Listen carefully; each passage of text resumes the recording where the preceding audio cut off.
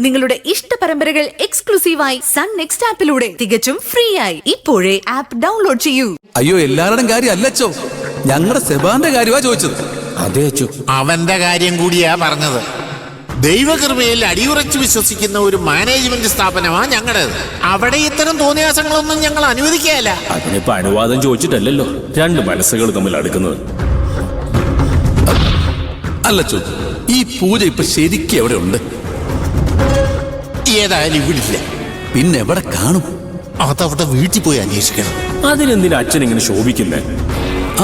ഞാൻ ശോഭിച്ചില്ലല്ലോ, കാര്യം പറഞ്ഞല്ലേ ലൂയിസേ. എന്നാ പിന്നെ ഒരു കാര്യം കൂടി ചോദിച്ചോ. ഈ സെബാന്റെയും പൂജന്റെയും വിശുദ്ധ പ്രണയത്തിനിടയിൽ ഏതോ രാധിയുടെ പേര് പറഞ്ഞു കേൾക്കുന്നുണ്ടല്ലോ.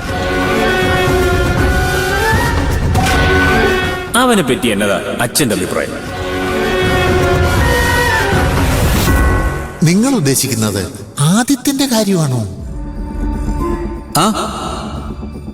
ആണെങ്കില് നിങ്ങളെ ആരോ തെറ്റിദ്ധരിപ്പിച്ച. അവനെ അങ്ങനെ ഒരു കൊച്ചനല്ല. എങ്ങനൊരു കൊച്ചനല്ല? ആദിത്യൻ ദൈവഭയവും അച്ചടക്കവും ഉള്ള കുട്ടിയാണെന്ന്. ഓ അങ്ങനെ. അതേ നമ്മുടെ അച്ഛൻ പറയുന്നത് നേരെ. പലപ്പോഴും നമ്മൾ കാണുന്നതും കേൾക്കുന്നതും ഒന്നും അല്ലല്ലോ യാഥാർത്ഥ്യം. സത്യപ്പോഴും തിരശ്ശീലയ്ക്ക് പിന്നിൽ മറിഞ്ഞിരിക്കുന്നുണ്ടാവും. പക്ഷെ ഇന്നല്ലെങ്കിൽ നാളെ അത് പുറത്തു വരിക തന്നെ ചെയ്യും അച്ചോ. കോട്ടെ ഈശോമിശിഹായ്ക്ക്.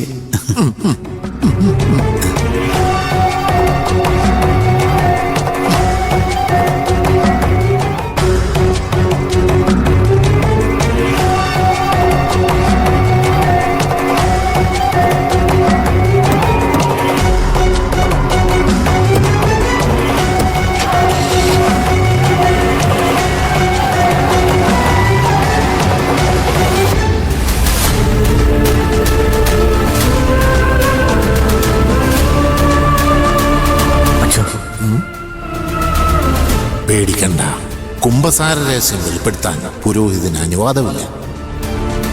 അന്യമതസ്ഥനെ കുംഭസാരിക്കാൻ സഭാനിയമം അനുവദിക്കുന്നുമില്ല.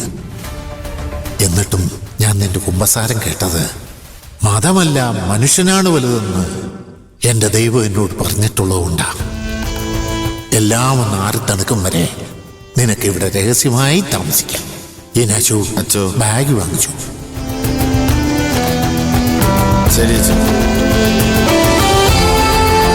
ഇവിടെ ആവുമ്പോ ആരും സംശയിക്കില്ല.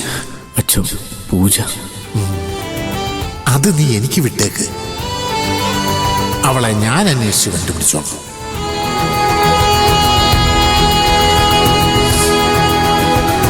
അച്ഛോ, കരയാതെടാ മോനെ. കർത്താവ് തമ്പുരാൻ അവൾക്കൊരാപത്തും വരുത്തില്ല.